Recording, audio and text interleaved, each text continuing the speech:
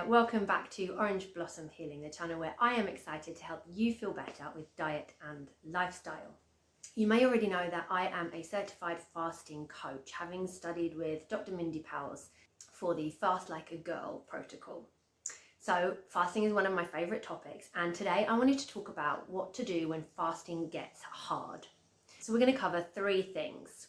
First of all, what to do when fasting starts to feel hard. 2, what snacks you can have during a fast.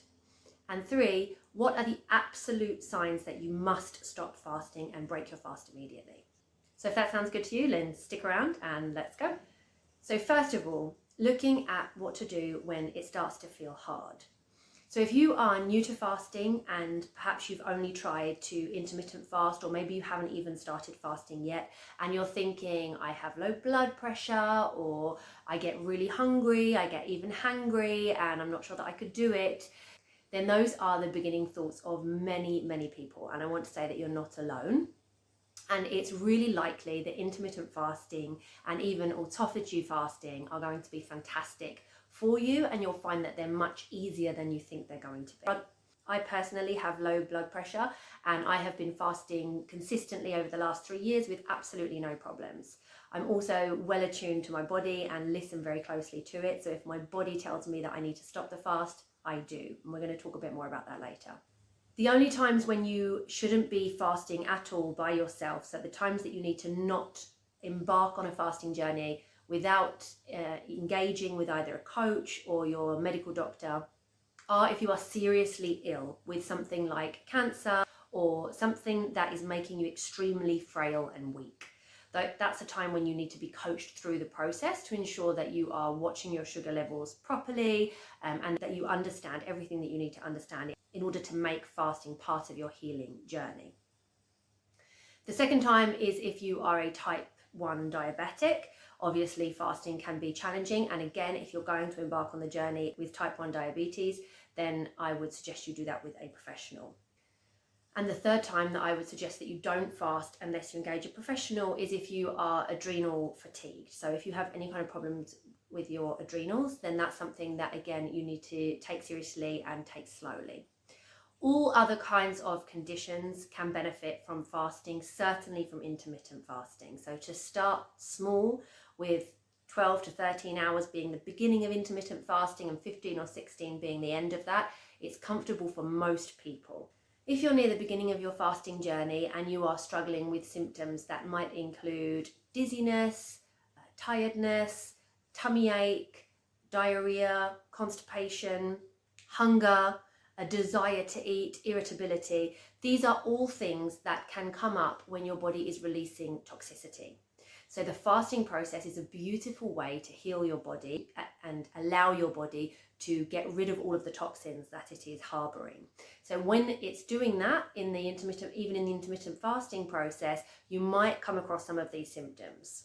As for feeling hangry, and a lot of people, especially women, say this to me when they haven't yet started their fasting journey, it's very possible that you have some insulin resistance, and that is what's causing you to struggle with your need to eat and your feelings of irritability if you don't get fed. So fasting can help you to settle that whole system so that your insulin production improves and you don't take steps towards type 2 diabetes. So if you are somebody who suffers with feeling hangry, then fasting is the perfect solution for you and is likely to help you to reduce those symptoms.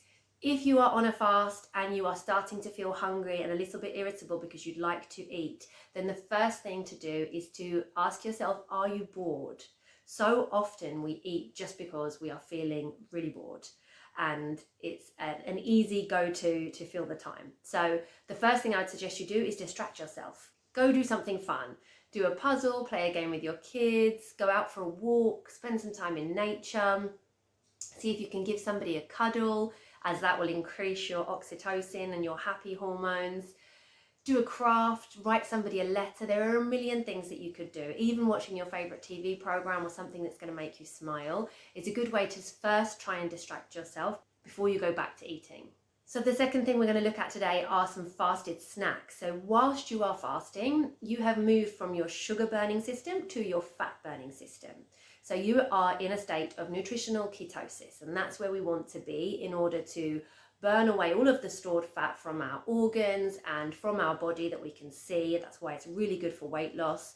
And to keep our body in that, we can have a few snacks that consist almost entirely of fat.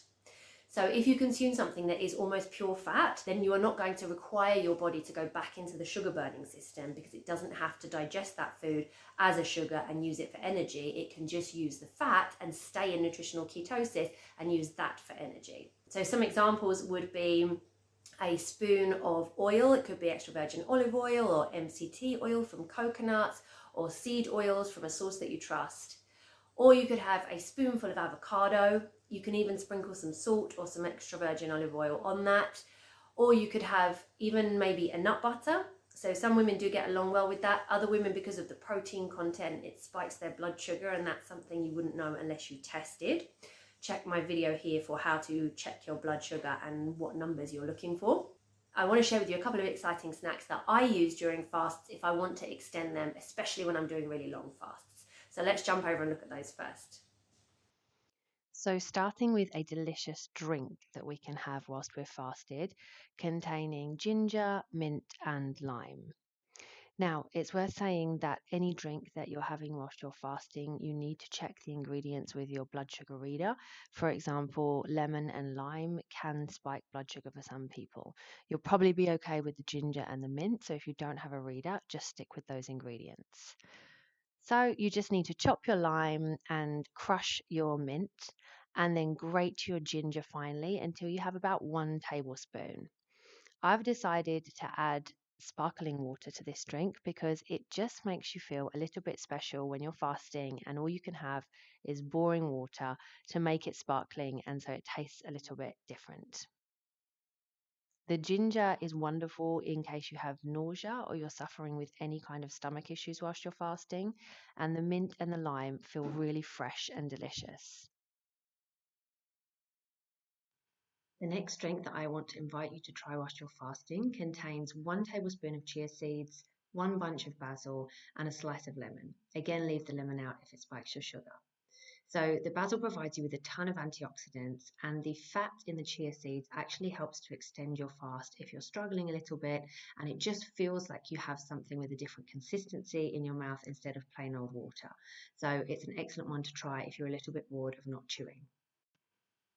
Next up is a snack that you can actually eat while you're fasted. And when I found this out, it was life-changing for longer fasts because it allows you to keep going. If you're starting to struggle, you're at 24 or 36 or 48 hours and you really want to keep going but you're struggling, this just gives you a way to keep going. So I've taken a handful of green olives and a handful of black olives and chopped them up really finely. And then you can add any herbs that you like. Here I have a mix of mint, coriander, parsley, and basil. I've added a pinch of Celtic sea salt and just mixed them up.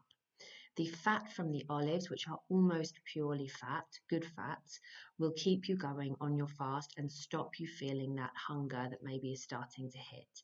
So it's an ideal one to extend your fast, and it tastes absolutely delicious, especially when paired with the next snack. So the last snack I want to share with you that you can have whilst you're fasted to keep yourself going for longer are seeded crackers. These ones are made from 3 tablespoons of hemp seeds, 3 tablespoons of sesame seeds, and 10 tablespoons of chia seeds. Chia seeds are obviously what give this the gloopy texture that binds them together and helps them to become a cracker. I've added the leftovers of my herbs that I used in my olive tapenade, but you can leave those out if you don't want to use them. 1 cup of water should be plenty, and leave the mixture to stand for about 10 minutes until it thickens. Then lay as flat and thin as possible on a baking tray and bake in the oven at 180 degrees for about 20 minutes or until they feel crisp, like a cracker or a crisp. You might need to flip them halfway through, it depends entirely on your oven.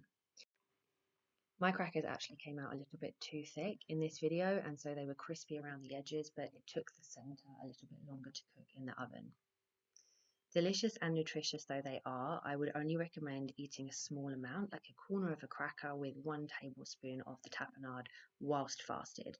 But they're really good for you, so you can enjoy them at any time as a great snack. Okay, and the third thing we were going to talk about today is when you definitely need to stop the fast. All right, so there's a few things that we're looking out for. First of all, if you're doing a longer fast and that's anything over 24 hours, then you need to be checking your blood sugar regularly. So ideally morning, noon and evening are a good time, but whatever suits your work pattern and what you're doing with your day, you need to be checking in just to make sure that your blood sugar is not going below 2.8. I will link below to the video where I talk about specific numbers, and I suggest you go watch that in its entirety if you are looking at measuring your blood sugar for the first time. So that's your first port of call when you are on a longer fast, to make sure that you are not going below the blood sugar levels that are acceptable. It's also true on the ketosis end of the scale. So you don't want to go into ketoacidosis, and that would be anywhere over 7.0. It would start to become dangerously close to ketoacidosis, and we wouldn't want to be fasting any longer. So we definitely want to break our fast if we were above 7.0 on the ketone scale, or if we were below 2.8 on the blood sugar scale. Again, check the other video if you are looking at numbers specifically. Aside from blood sugar readers, and if we don't have a blood sugar reader, we can use the symptoms from our body to tell us when it's time to stop a fast. So what you're looking for is extreme dizziness.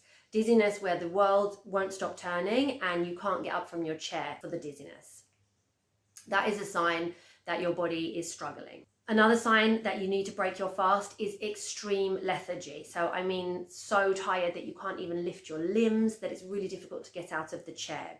So a little bit of fatigue, a little bit of lethargy, a little bit of dizziness, like I said before, could just be a sign of your body releasing toxicity. And certainly on fasts shorter than 24 hours, it's likely to experience a little bit of those, but they won't be something that you need to break your fast for. If you're going over 24 hours, so I'm talking 3-day water fasts, 5-day water fasts, 14-day water fasts, you need to really be listening to your body when you're doing those. And so if you are feeling that your body is heavy and you can't get up out the chair and it's really difficult and you don't have a blood sugar reader, then that would also be a time to break your fast. I have a fasting 101 that I've created, and I will link to that down below so you can download it from my website for free. And I also offer fasting coaching 1-to-1, so you can add yourself to the waiting list. Again, I will link below for that. I would love to work with you if you feel that you need a little bit more guidance and a little bit more coaching through the process. And if not, I'm going to link to my other videos where you can find out more about exactly when to fast during your cycle and what to eat to accompany your fast. Because in my community, we are fasting foodies, meaning we love food just as much as we love fasting. And so we talk a lot about recipes and different foods and how they help us. And you can join us on Telegram in the Fasting Foodies group. Again, I will link the description below. It's completely free and there is no pressure, no sales, no ads in there. So it's just a fantastic group of women who have been fasting for a while and who try to lift each other up and support each other when they have questions. I hope that you will join us in the community or check out some of the other videos.